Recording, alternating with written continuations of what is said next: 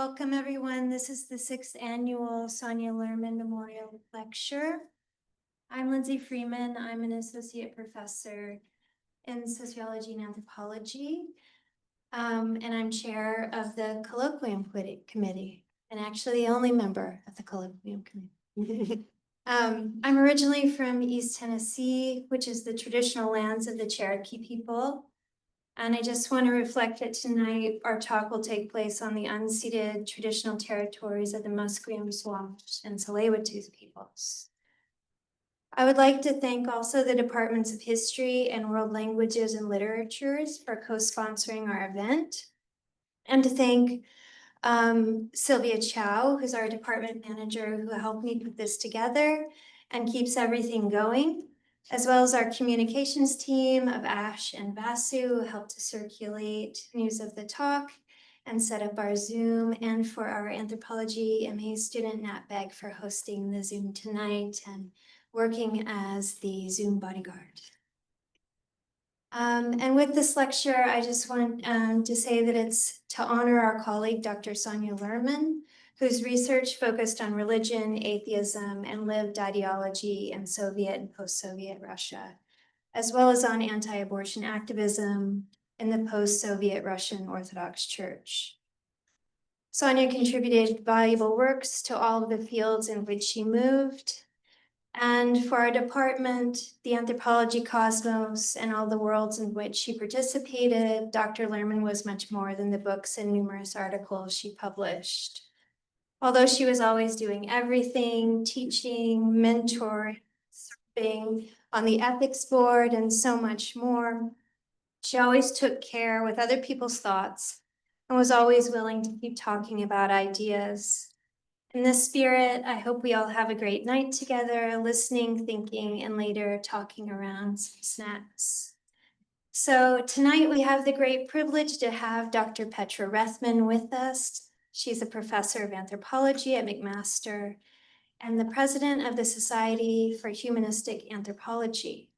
She has longstanding research interests and experience in Russia, actively worked with indigenous communities, as well as with artists, dissidents in St. Petersburg and Moscow. Also interested in aesthetics and art, ethnographic forms and genres, and the lived experience of political imaginations. She's currently working on 2 books. The first one centers on the way in which right-wing subjects draw on art to further their projects.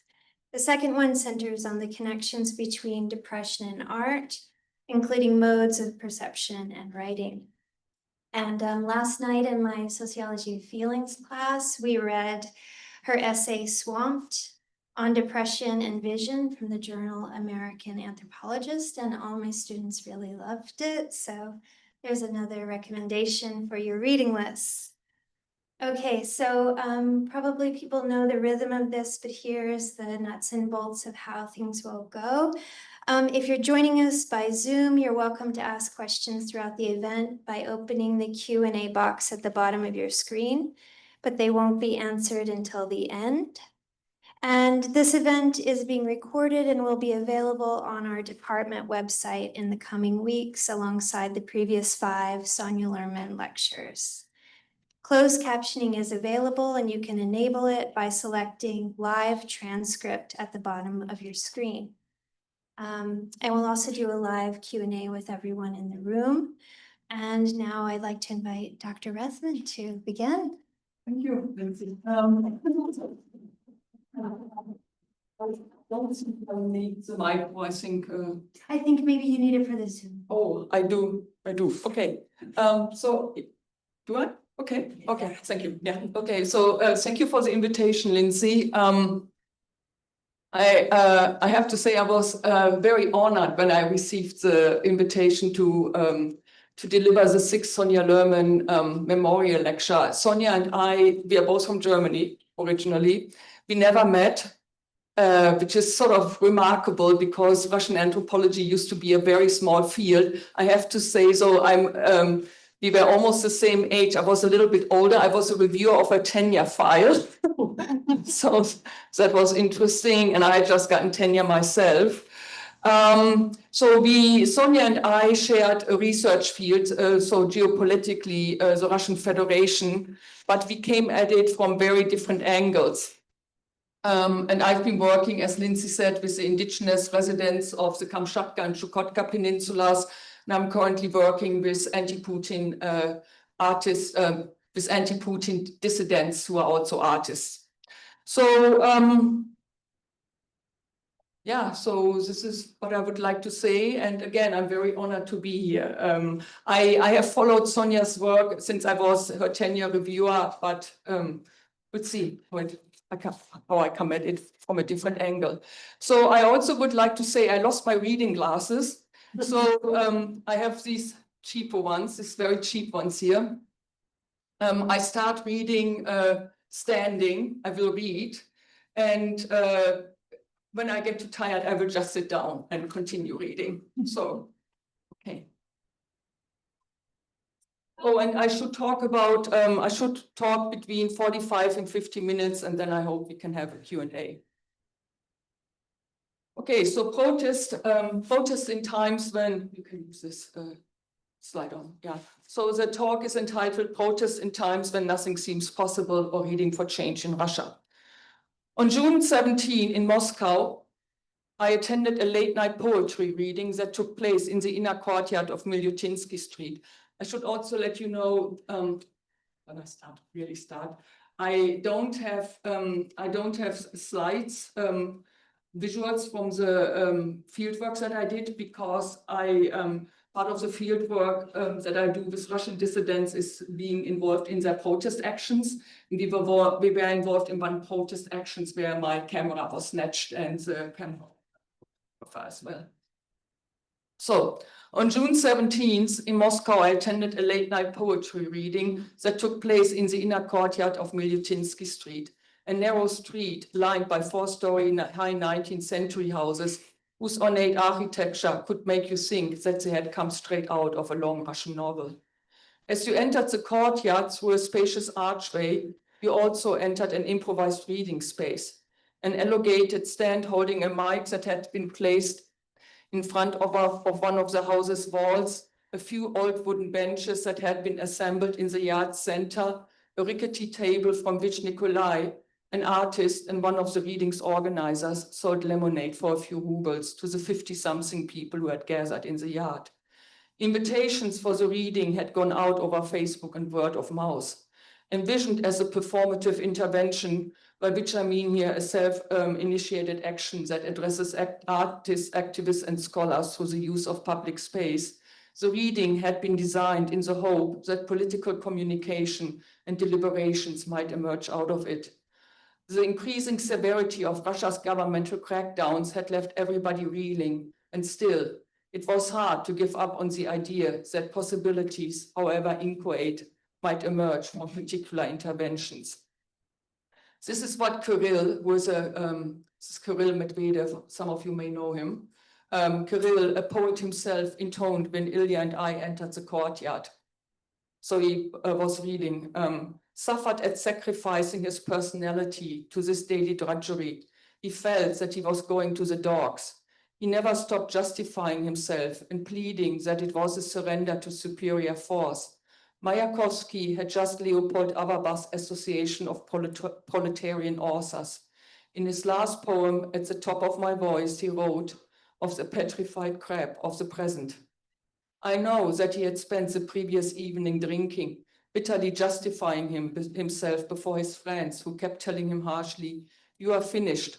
All you ever do is piss out copy for the hacks." I had only had one conversation of any significance with him. He was annoyed at a long article that I had devoted to him in Clarté at a time when he was unknown in the West. Why do you say that my futurism is no more than pastism? Why this passage? Why this passage? Belonging as it does to an early 20th century socialist revolutionary archive, in its gendered narrowness and historicity, it easily appears incomprehensible or outdated or dated. This is a photo, a mugshot of Victor Serge. There is Victor Serge, the author of Memoirs of a Revolutionary, of which this fragment is a part. Born as a child of an impoverished Russian immigrant family in 1918-19 in Brussels into one exile, Serge died stateless in 1947 in Mexico City in another. In between those years, he was engaged in anarchist politics, joined the Russian Revolution in 1919, sided with Trotsky in the Great Agon between the latter and Stalin, was incarcerated and exiled between 1928 and 1936 as a consequence of his partisanship, and only managed to leave Russia in 1936 just before the Stalinist show processes began in the nick of time because he had influential friends internationally, influential friends. He was then involved in anti-fascist activities in France, and he escaped from France in 1940 to take up exile in Mexico City. Then there's a revolutionary poet, Vladimir Mayakovsky, the subject of the fragment. Unless you are a student of Russian poetry or the 20th century artistic avant-garde, Mayakovsky may not be known to you. Once a committed supporter of the Russian Revolution, but in 1930, deeply disturbed by its violence and dwindling support for creative permissiveness, the fragment describes how, as in his poem, with a bullet, he put a period at the end of his life. And then there's Mayakovsky's nemesis, Leopold Auerbach, a literary critic who in the 1920s was also the head of the Russian Association of Proletarian Writers and vehemently opposed to the experimental approaches Mayakovsky pushed and favored. As I said, we may recognize the tension, nascent power struggles between different factions, and even how pedantic bureaucrats dash the hopes of everybody. But so much in this fragment also seems far from us and, of course, the concerns of contemporary Russian activists now. And in what follows, so I seek to understand why reading, and in particular the passage with which I started this talk, matters to the artists, scholars, and activists I know. I argue that reading, or literature in particular, owes its significance neither to its originality or influence, but rather to the questions it raises about the possibilities and limitations of political activism in the contemporary Russian Federation. And in tracking some of its effective valences, so the effective valences of the reading, what emerges is not so much a clarifying story about protest in the face of constrained agency, but rather an illumination of some of the struggles faced by the Russian left and by extension also a broader left. So in taking my cue from the scholars, artists, and activists who had gathered at the reading and whom I know, I begin by delineating the significance of literature and by extension art. Ilya Budraitskis, another Ilya, has described the scholars, activists, and artists present at the reading as dissidents among dissidents, a term that references Russia's long history of political protest and dissent, but also points up strategic differences between the more critical socialist dissidents present at the meeting and the more liberal-minded dissidents who focus almost exclusively on human rights. Less obvious to those familiar with the history of dissidents in Soviet Russia, Budraitski's term also refers to an interest in art, which can seem strange in political worlds, in which policy and legislation is often seen as the only path toward change. In these worlds, art is often elided because it tends to be seen as too toothless, romantic, or esoteric, and supposedly does little to unsettle authoritarian structures. But when conditions do not support acting on a political desire through what we habitually think of as action, cultural practices such as literature become particularly important as a means of processing challenges and change. In the words of Saija Hartman, because in the words of Saija Hartman, they enable a place for the living to continue to work for alternative future. So once I have a for the reading, I sort of ask, or I'm interested in the question of why politically oriented artists turn to reading, and in particular how they are inspired in their reading by a late style art form, which is called Moscow conceptualism. So Moscow conceptualism is an art form. It belongs to the broader rubric of Soviet nonconformist art, which was essentially the term to describe art that existed outside of the control of an authoritarian state, of the authoritarian state. It emerged at the end of the 1960s and was sort of pretty much alive to the mid 1980s. I will provide an example of Moscow conceptualism and in particular collective action, which was a group within the broader under the auspices of Moscow conceptualism. But for now, I would like to say that collective action and the conceptualism that came out of it was not animated by a social project or expressed a yearning for being so. Neither did it feature a collective or participatory element as we habitually understand it. Rather, what mattered was the creation of situations or performances that could open up space for deliberations and conversations for altered futures, and to make sure that these deliberations and conversations would find forms of survival and not dissipate without a trace. And then I'm planning to delineate two conversations that emerged out of the reading. So I then move on to understanding what Serge, who was never a hagiographic or great person figures in the annals of the left, may offer to those present at the reading. Ben Lerner has described Serge as a writer of inexhaustible possibility, and Paul Gordon and Susan Weisman, these are historians, left historians, portray him as a writer of hope. Given that Serge wrote in the aftermath of one catastrophe, World War I, and in the midst of two others, Nazi fascism and Stalinist terror, it is also possible to think of him, and here I'm thinking of the words of David Scott, who delineates or who is very interested in examining the afterlife of revolutions, the writer of tragedy. In building on the discourse of sincerity, however, that in the 1990s began to circulate among activists in Russia, is a discourse, is a term that began to circulate in the mid-1990s in Russia. It goes back in the Russian imagination to Dmitry Prigov, who was an artist himself, also a non-conceptual artist. And Prigov, in turn, also inspired groups like Vainar, and I will talk about Vainar a little bit further down, and of course also Pussy Riot. So Dmitry Prigov really matters. And Dmitry Prigov sort of developed the term because he wanted to bridge the gap, what he calls the gap between word and deed. So in drawing on this discourse of iskonost, I argue that rather than being a temporarily or historically distant ancestor, what Serge offers is the recognition that struggle requires more than provocation or strategy, but also sustainability or endurance. Serge described his own time as no age for dreaming or lyricism. What made it possible for him to keep disappointment from slipping into cynicism or disillusionment was a certain kind of spirituality, what Serge himself called spirituality or love. And he speaks about this directly when he speaks about the absences of friends and comrades who have died and the unnecessary violence and egotism that killed them. And I will talk about this.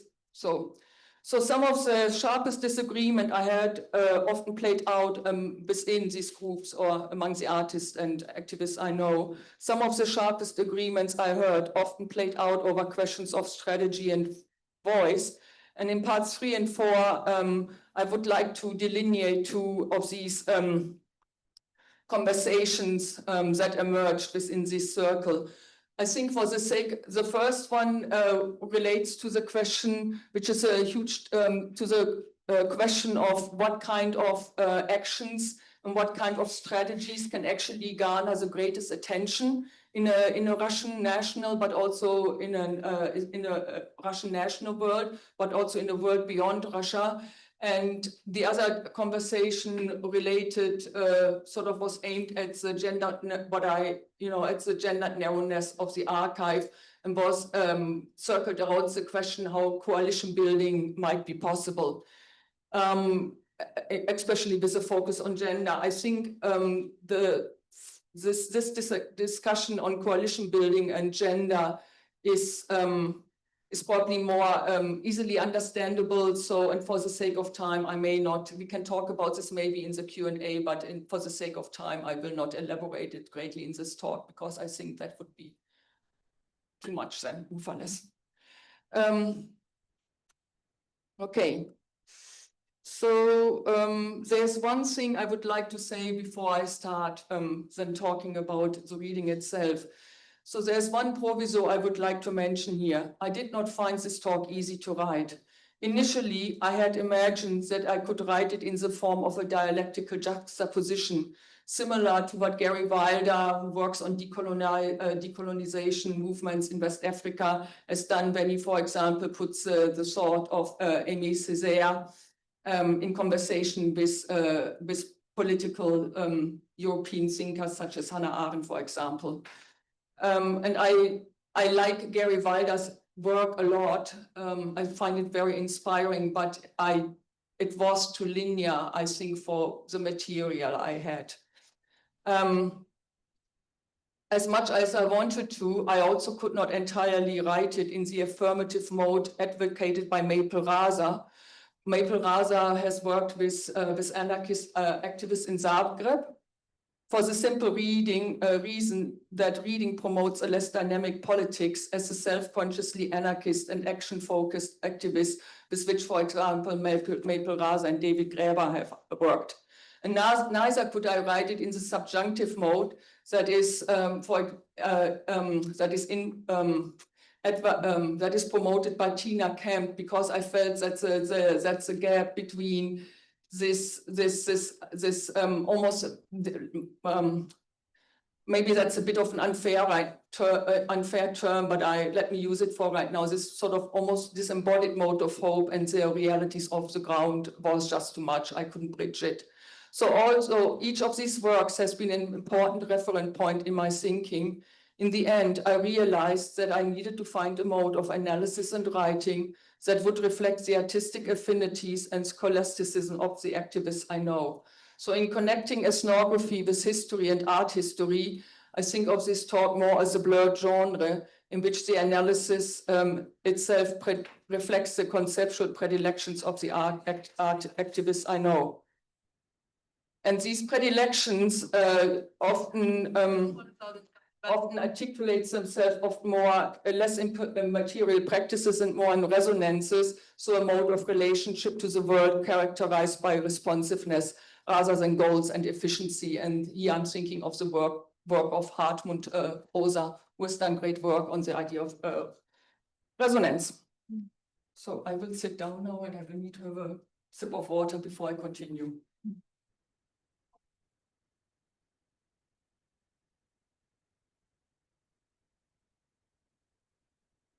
And I hope it's okay that I'm sitting. So for the old Stalinist hacks and for the old Stalinist and political hacks into which we had run on June the 1st on Pushkinskaya Ploshad, Ilya said reading Serge would be a sacrilege and naive.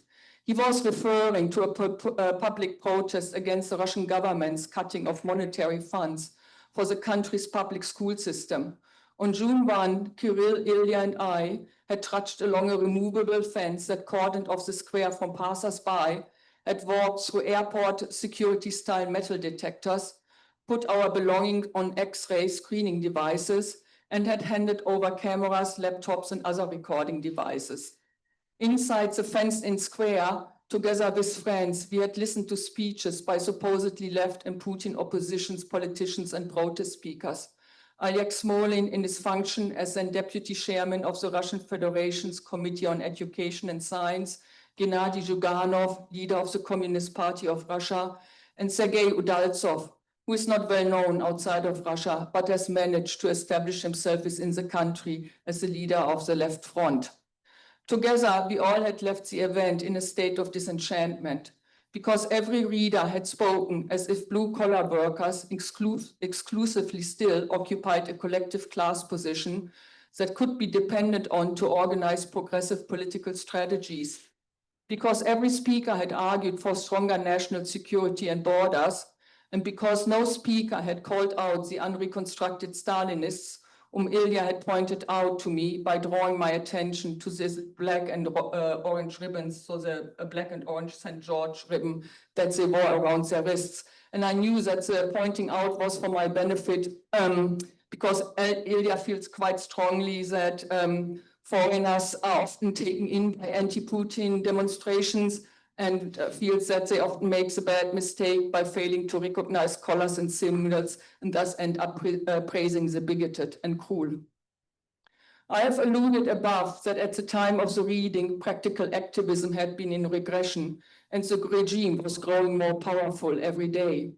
In winter 2011 and 12 in Moscow, anti-Putin demonstrations had spilled into the street and did suggest not only that the street could still be a meaningful space for political intervention, but also, maybe more importantly, that another Russia could be proximate. However, windows of possibilities were quickly closing, and fear and disappointment began to rest in activist communities. In March 2012, the bogus trials against the women of Pussy Riot, who on February 21 had performed a punk prayer in Moscow's Cathedral of Christ the Savior, began. Then, on May 12th in the same year, a mass demonstration in central Moscow on Bolotnaya Island had led to the arrests of hundreds of protesters. Non-violent activists and organizers were held on inflated bail and groundlessly charged. The mounting backlash against activism showed no sign of abating, and demoralized and drained, many pulled back. The activists I knew longed for possibilities, but could no longer see how to bring them about. There was no utopian future to resurrect, just the present caught in stagnation. And of course, political desire persisted. And so the discussions that emerged that what was needed was a physical, not only a physical, but also an effective space that could sort of almost serve as, in Ilya's word, as a life raft. At first, I thought it strange when some of the activists I knew suggested a reading, but increasingly it began to make sense to me. Many of the artists present had been trained in art history or history and were deeply aware of political and artistic developments around them. There was some buzz around the fact that in 2011, art historian Boris Groys had curated the Russian pavilion at the Venice Biennale in a show that entered on Soviet and specifically Moscow the Moscow non-conformist art movement, Kollektivnaye Действия, so collective action. Can you maybe the next? So this is an image of collective action. So collective action, one of the initiators was Andrei Monastyrsky, who imagines collective action itself as a poetry reading, and Ilya Kabakov, who was a very another important artist who participated in collective action, also worked on poetry and likened the performance to a poetry reading. And essentially, these actions were materially very frugal, and they were very brief, and they usually took place in out-of-the-way places, so never in the center of Moscow. And so this is an image from a 1976 action called Empty Zones, which essentially means that a group of people, usually close friends, would take a train to a station outside of Moscow, walk from that station to a field, and then stood, being in this place, stood motionlessly for hours, waiting for something to happen. Then somebody would note their thoughts down, and the notes that were taken then created or formed in and of themselves an archive out of which conversations then happened. So the point of all of this was just for a conversation to happen. So for besiede conversations to happen in which you could be together, but also yourself. Then, and also for us today, and especially for those of us interested in the embodiment, embodied art or direct action, standing and reading may not look like much. There's no obvious counterpoint to an existing authoritarian system, no identifiable practical or political position, and there is also no visual sense of agitation.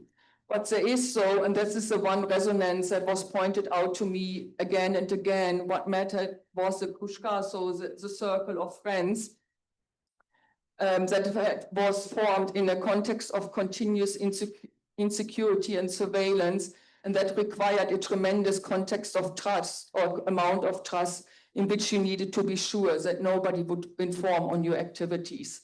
And this is sort of how the reading came about. This is the one resonance. So enduring. A few days before the reading, Ilya and I walked through the inner city of Moscow, stopping, walking along the imposing building that now houses the Federal Security Services of the Russian Federation, but in Victor Serge's time was known as the Lubyanka, so the headquarters of the secret police. And then we stopped in front of the Solovyetsky stone. So this is the Solovyetsky stone. So this Solovyetsky stone is a stone from Solovyetsky Island. Solovyetsky Island is also in the Arctic. It became sort of notorious because it housed one of the most atrocious gulag, most atrocious labor camps under Stalin. And in the mid-1990s, a stone was brought from this island to commemorate the unnamed victims who had perished in the horror of the Stalinist purges. And Ilya and his friends tend to stand sometimes, like other activists, just for hours and in front of the stone, sort of to commemorate these victims as well. Today, I understand that this is done in honor of Alexei Navalny, so these practices continue. So initially, I understood the many hours of standing Ilya described as purely a memory practice in which you honor those who have come before you. But then he began to speak about how in the midst of the horrors of his own time, Serge had remained an orientation towards iskrenost, again, an orientation to what feels true, authentic, committed, and sincere. And again, then I simply registered the comment because sincerity had emerged as one effective reference point among artists. But what became clear in the reading is that, that one of the sincerity that Serge was framed as a sincere writer by Ilya and other artists and activists, but this is sincerity light in Serge's spirit of not giving up, of endurance. So a few days later, after Ilya and I had walked by the Solovyetsky stone, in the courtyard, Kirill inhaled sharply through his nose, then let the air out through his mouth, with Russian consonants exploding into comets of sound when he read the passage of Mayakovsky's death, and then further down the page, where Serge mentions the suicides of Lutovinov, Glassman, Yevgenia, Bosch, and Yesenin, poets themselves. Kirill's delivery slowed, and his voice smoothed and softened when he read, the graphs of suicide are mounting, and the revolution is cutting the throats of swans. In his memoirs, he moves from suicides to executions and assassination, and the relentless presence of death overshadows everything. Serge sees no reason to hang on to unreasonable hope or to spin the revolution's crushing defeat into a positive. So the only thing for Serge left to do is to acknowledge the disappointment and grief in which longing and writing for lost comrades and friends, it becomes itself evidence of survival. So there is then a question, so at the reading, it became quite obvious that what the artists and activists who participated in the reading, they were not interested in great specific historical detail, and many or most of them I were acquainted quite intimately with the history of the revolution. But what they listened for sort of was more the effect embedded in Serge's writing. So generosity, solidarity, and phase. There was not a reverent silence at the reading, so some people drifted out of the yard to buy something else than lemonades and drifted in again. A dog needed attention, and the sounds of passers-by and cars bled into the reading, but still they stood hushed so as not to disturb the flow of Kirill's voice. There was sort of a notable drop, a notable change in the atmosphere when Serge began to talk about the significance of poetry, or begin to read the passage in which Serge begins to talk about the significance of poetry, which Serge likens to a prayer and spirituality. And Kirill sort of underwrote this sense of spirituality and prayer when he followed up the reading of the passage with which I began this talk by reading a poem that Serge had written that is called The Constellation of Brothers. The Constellation of Brothers is a poem. It consists of 12 verses, and I'm only going to read the first two because it's otherwise too long. So it goes: Andrei, who was killed in Riga; Dario, who was killed in Spain; whose wounds I dressed; Boris, whose eyes I closed; David, my bunk bed, dead without knowing why, in a quiet orchard in France, 6 bullets for a 20-year-old heart. And he goes on to continue to describe this the death. So there's grief here, but Kirill certainly, again, added his own spin on Serge's idea of spirituality when he also called to consider the effects of one's actions beyond the boundaries of a single lifetime. So this is the endurance part. Most of us think that the space we live in is the most important space there is, and that the conditions we find ourselves in is a condition that must be changed. But most of the things you do, if you do them right, are for people who live long for after you are long, for people who live long after you are long forgotten. So there's a part here then of the reading that building connections beyond one's individual lifetime or lifespan by saying or doing things that that others can benefit from when you are no longer alive. And this is, I think, the part of practice and generosity and endurance that activists refer to. I will have to admit, I'm not taking away from my own talk, we can talk about this later. Then I have a criticism for myself. Okay, so I go to the attention parks and then we're almost done. So on June 12th, together with my friend Ilya and 2 of his friends, I was walking down Moscow's thoroughfare, Ochotny Ryad, to Theater Square, adjacent to the city's famous Red Square, which had been cordoned off. Theater Square was available to the public and offered easy access to Moscow's metro station by the same name. The reason why we were walking down Ochotny Ryad was the following. A few days ago, a number of activists had decided to carry out an action, one that would protest Moscow's ever-intensifying process of gentrification, upgrading the old city's neoclassical buildings to make them palatable to upscale living. I had spent the night before the action with Ilya, as well as Maria and Alexei, 2 other activist friends. As we were sitting in Maria and Alexei's small kitchen, overlooking they had a kitchen that sort of overlooked the Moscow Zoo, but was interesting. As we were sitting in Maria's and Alexei's small kitchen, we started to discuss the June 12 action, its logic, tactic, goals, and value. All 3, Maria, Ilya, and Alexei, agreed that protest was imperative. The discussion revealed a disagreement over its purposes. As in preceding years, Ilya had decided to actively participate in this action, arguing that participation was important as a stance, that it was important to show that resistance was still an option, that the tremendous energy that had driven the anti-Putin protest had not entirely faltered, that the public space needed to be taken, and that pressure from below was still a possibility. Alexei and Maria, who had not only decided not to participate, spoke in rather disparaging tone about the action. They maintained that it was too formulaic and ritualistic. Similar protests in previous years had shown that riot police was always already waiting, that after a few minutes, protesters were always already arrested, and that the public always already thought about actions, these protests in negative ways.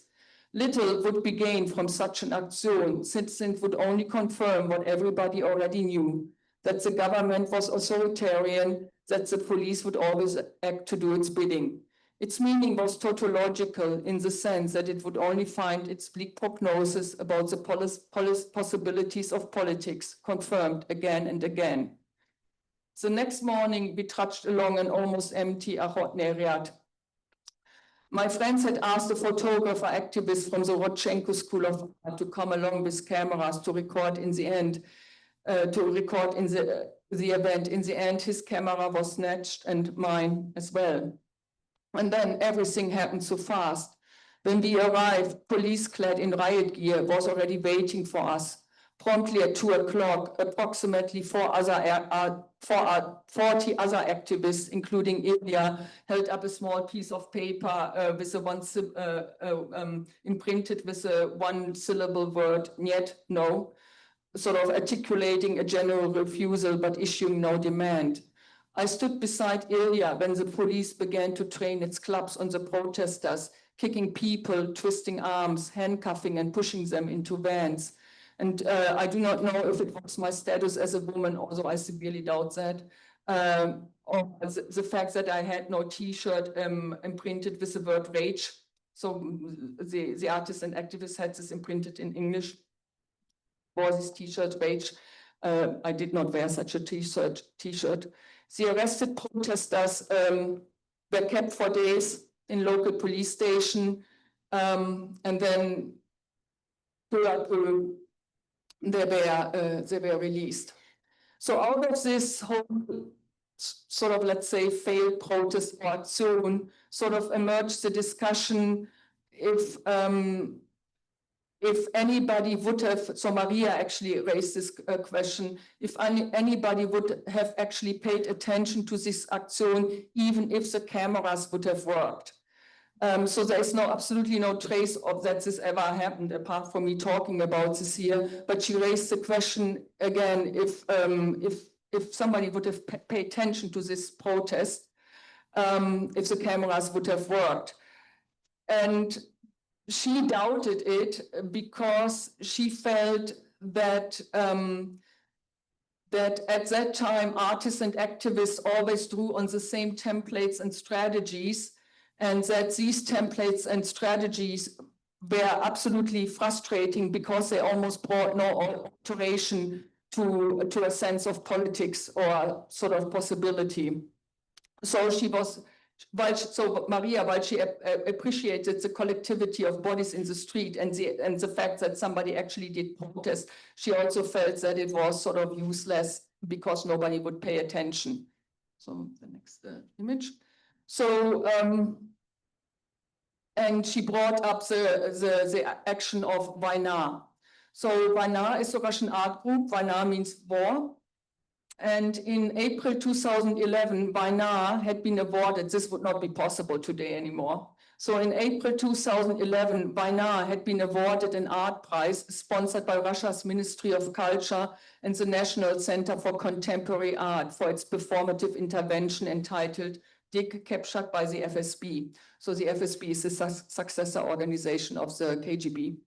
In the early hours of October 9th, a date chosen for Che Guevara's birthday, Vajna had dripped a huge penis on Litene Bridge, one of St. Petersburg's drawbridges, located opposite the FSB. When the bridge was raised, it faced the FSB like a raised middle finger, issuing a visceral fuck you to the FSB, and by extension to St. Petersburg, the hometown of Putin. It was fast, unauthorized, and as even Ilya admitted, comically timed. Aware that their gesture might not last long and thus might not be seen by many, like other activists I knew, Vajna had contacted photographers in advance, making sure that the intervention had a physical location in public space, but also guaranteed virtual space in the media and on the web. So this action by Vanna sort of became the standard against Maria, measured sort of the effectiveness of protest. While Ilya could appreciate the comical timing of this action, he was actually quite upset by the idea of Pussy Riot. So Pussy Riot, I think this is pretty much known, had staged a punk prayer, and Ilya was not so much upset about this, but what he was upset about was that a 2-minute music video was circulated and disseminated through online networks such as YouTube and LiveJournal. So Pussy Riot essentially had carefully organized their own videographers by discreetly positioning them in the cathedral and recording their actions. The need for clear footage meant that half of their performance was pre-recorded at another church, the less symbolically significant Epiphany Cathedral of Yellowhawk, and spliced together with 40 seconds of footage at the Cathedral of Christ the Survivor before the group was arrested.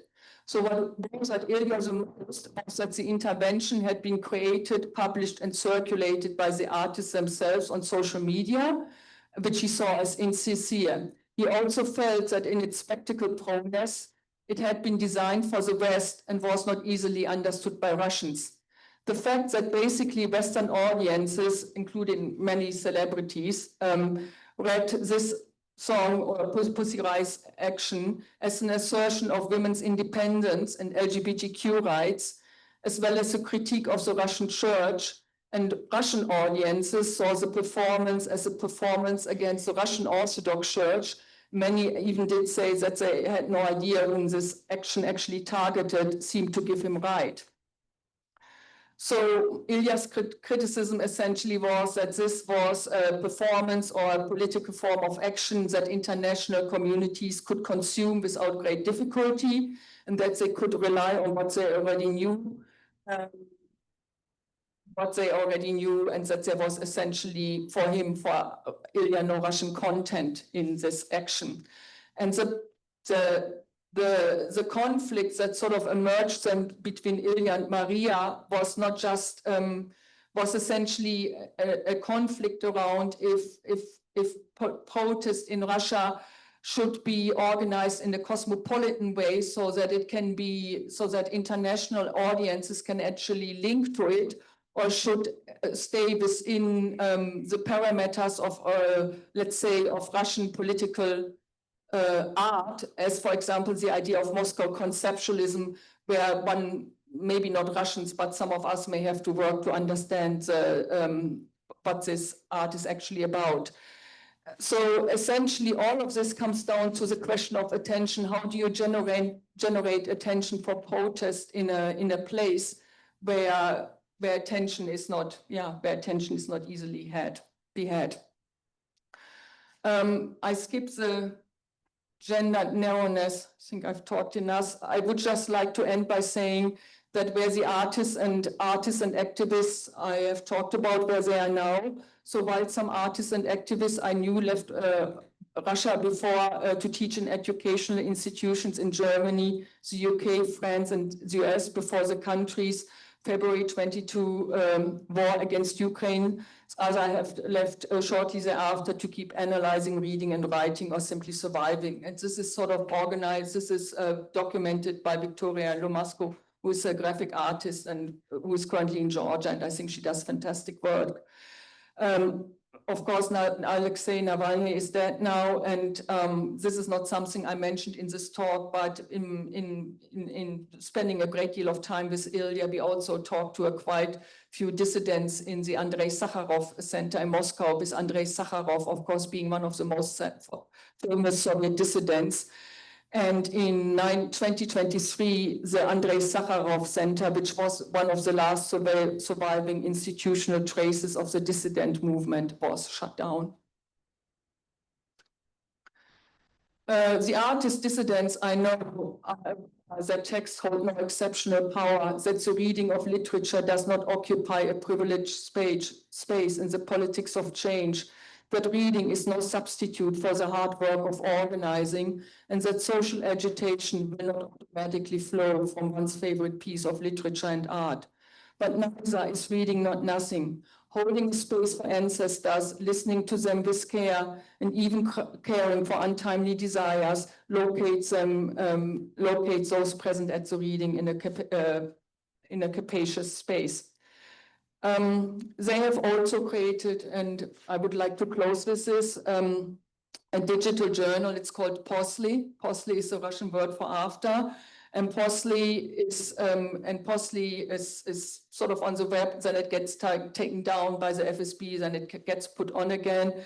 And for Posly, the artists I know mainly collate analysis and ideas, not as a blueprint or plan for the day after, for example, for the day after Putin is gone, but to just keep up what Gayatri Spivak would have called an activism of the imagination. So thank you very much. This is what I have for now.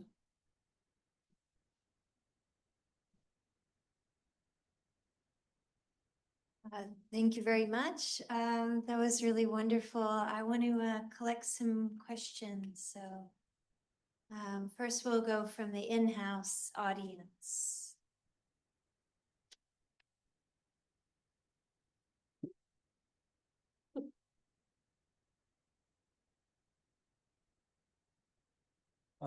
Greg Feldman, University of Windsor. I promised Petra I'd throw her a softball here.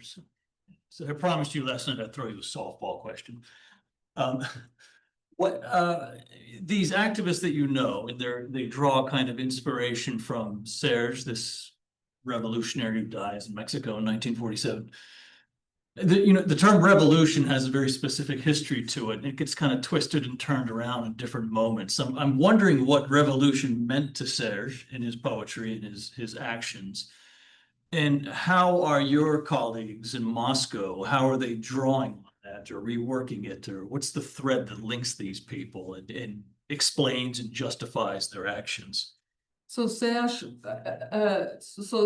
was a literary thinker, so he never described himself as Serge was a literary thinker, so he never described himself as a theoretician.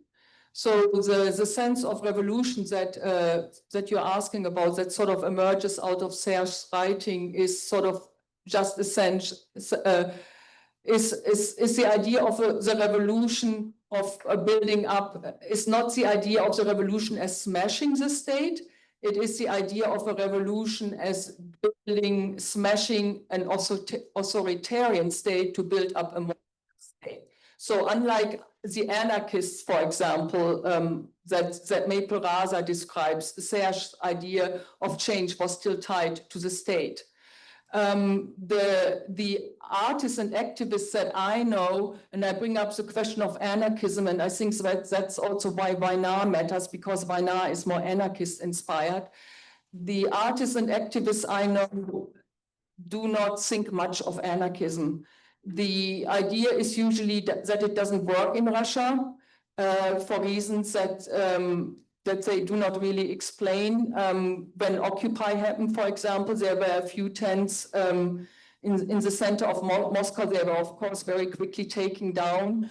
And the idea is that anarchism doesn't matter because for, let's say, in quotation mark, real change to happen, you need unified leadership. And that is sort of that is a point of dispute in these political circles. So the idea of the revolution for the activists I know goes back to Serge, because like Serge, they are more wedded to the state.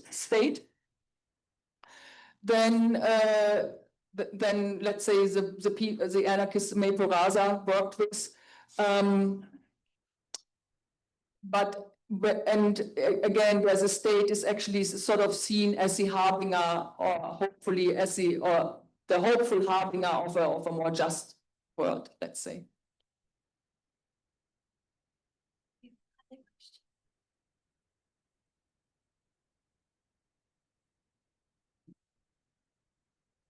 Hi, thank you so much for your talk.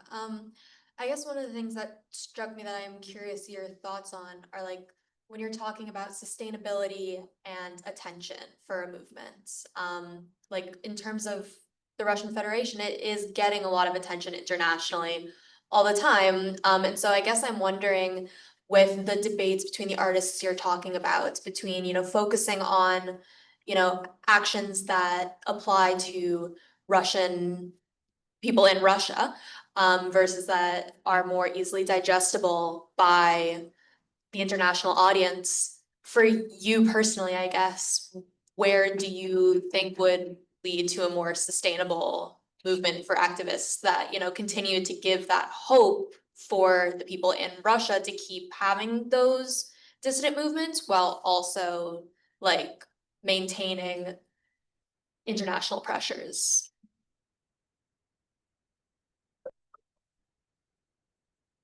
Running back and forth. I also get up.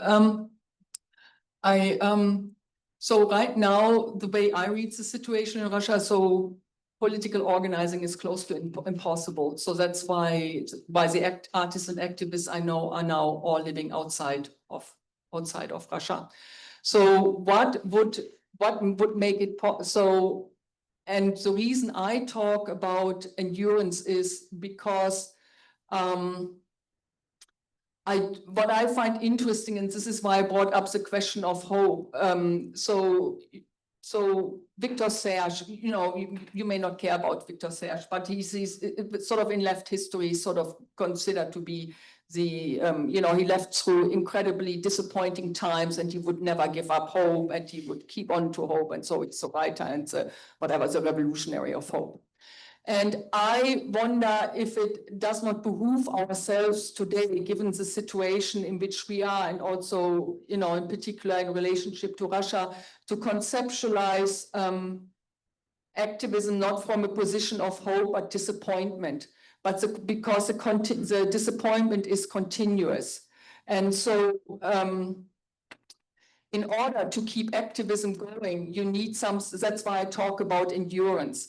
And so Serge, I think what is remarkable about him is that in a way, I think he's not the writer of hope, but he's almost more the writer of disappointment, because when you read his novels, it's continuously everybody is crushed. I mean, but how he endured, and that I think is a real question. So that I think is also a really big question for the left. In general, I think, and I think it's an important question for today, but to come back to your concrete question, what exactly would constitute really sustainable conditions of political possibility in the Russian Federation today? I do not know. And I do not think neither do the activists. And I was talking to Kirill today, the person who was reading the fragment with which I started the talk. He has a punk group. They are playing tomorrow in Hamburg. And so what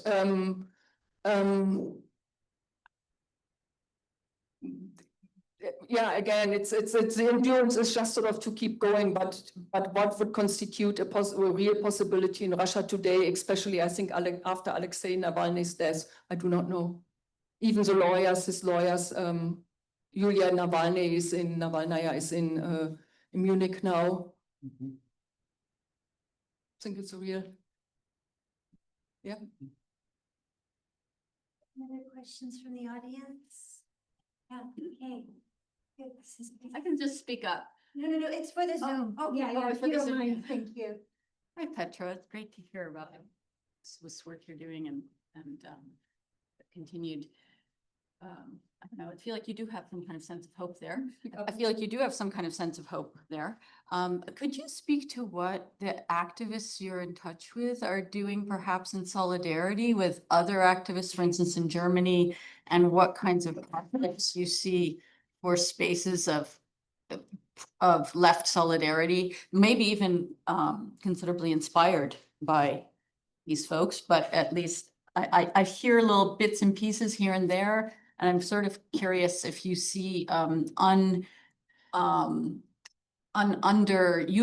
possibilities as well for solidarity and activism. Yeah, so Slight delay. Yeah, thank you. So, a more recent example, I mean, I just talked to Kirill today, so I know he's playing in Hamburg tomorrow, but so some activists I've been in quite intensely in contact with come out of Studielat, so the artist political activist collective Studielat. And they are currently working with, so they are moving into, to talk about international solidarity. They are moving with Mexican activists right now. So they actually do quite a bit of work in Mexico right now.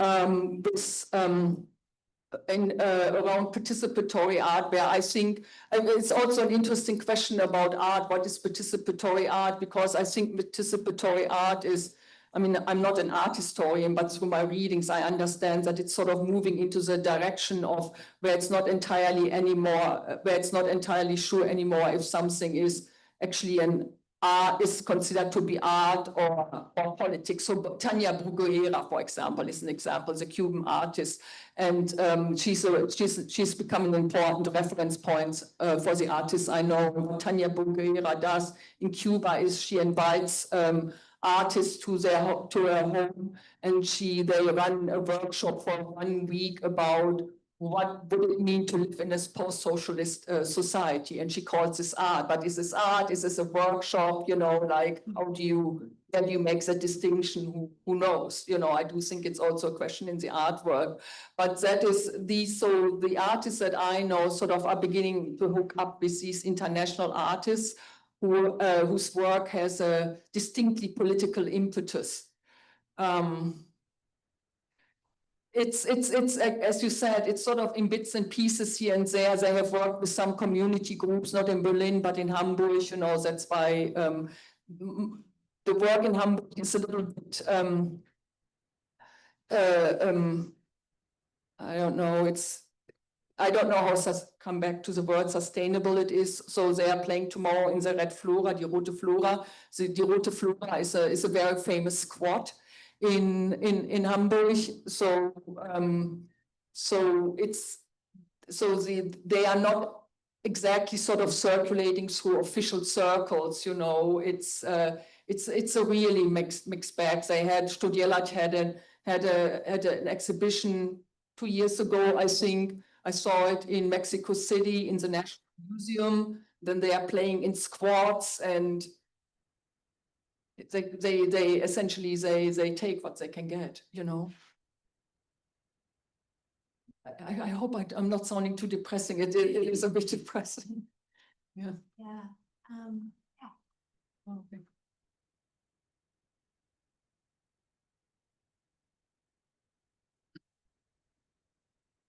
Thank you so much.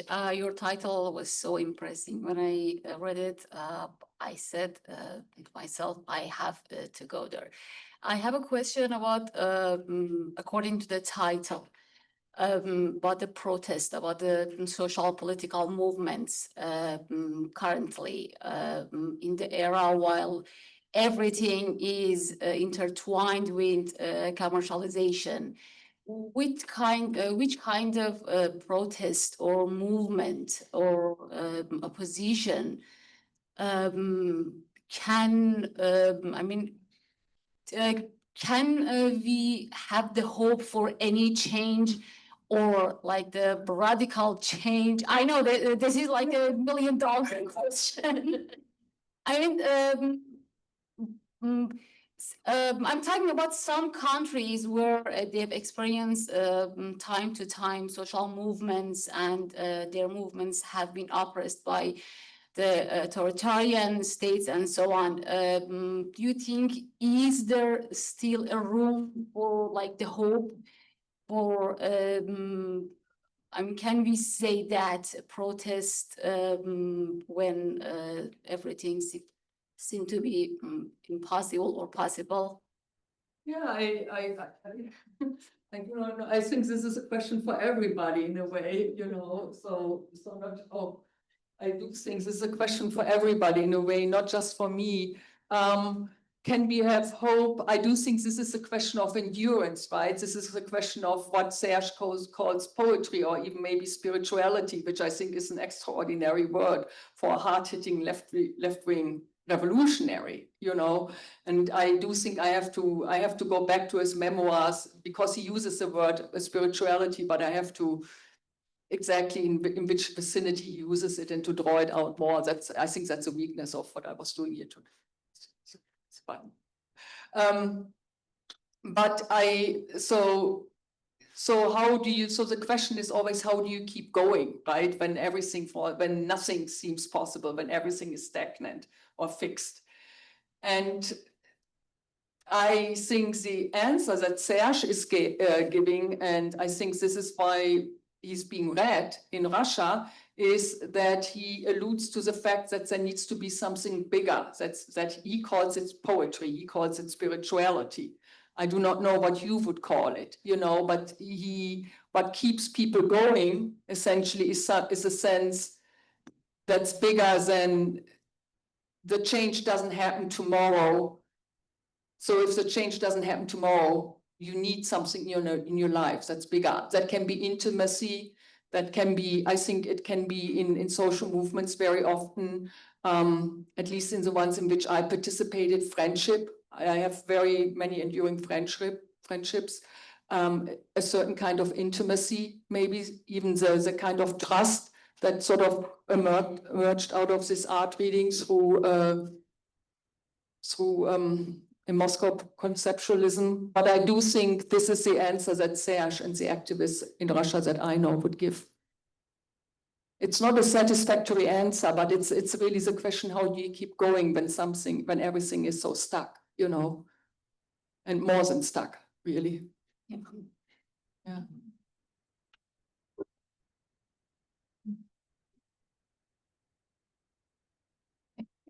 Thank you for your presentation. And I missed the introduction because of the problem on the SkyTrain. Oh, okay. But I was just wondering, what was your impetus for undertaking this kind of ethnographic research, this project from an anthropological ethnographic perspective? No,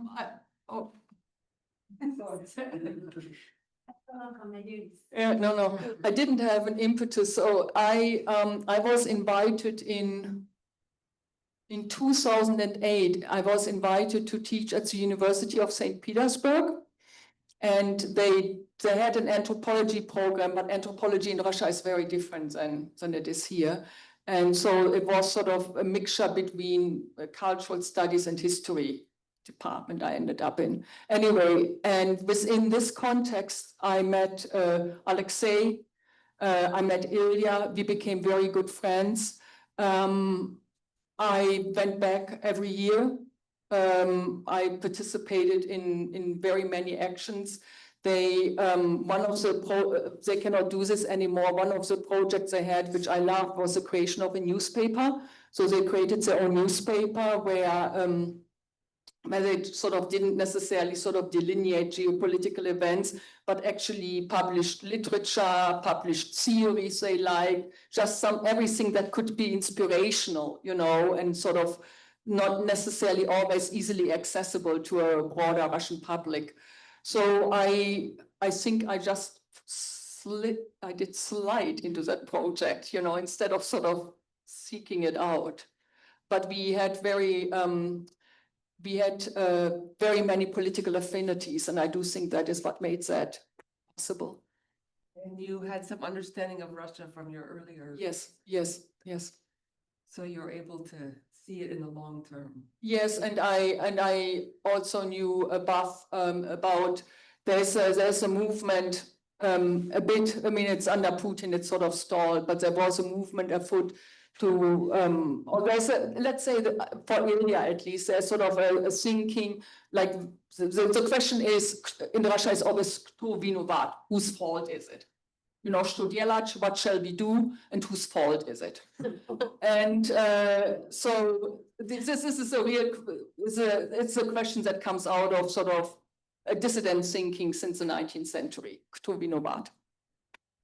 And for Ilya, he's very interested in the question of what so he's a historian by training, and he's very interested in the question of what actually went wrong in perestroika during the Gorbachev years, you know, during when when the system began to melt away, let's say, right now, you know, and he's interested in the question of how the rise of Russian authoritarianism began then. But anyway, yeah, that's not an answer, but yeah, thank you, yeah. If no remaining questions, we can continue to talk. Please eat snacks, drink cucumber water, keep the conversation going. Thank you so much for coming, everyone. Let's thank Petra.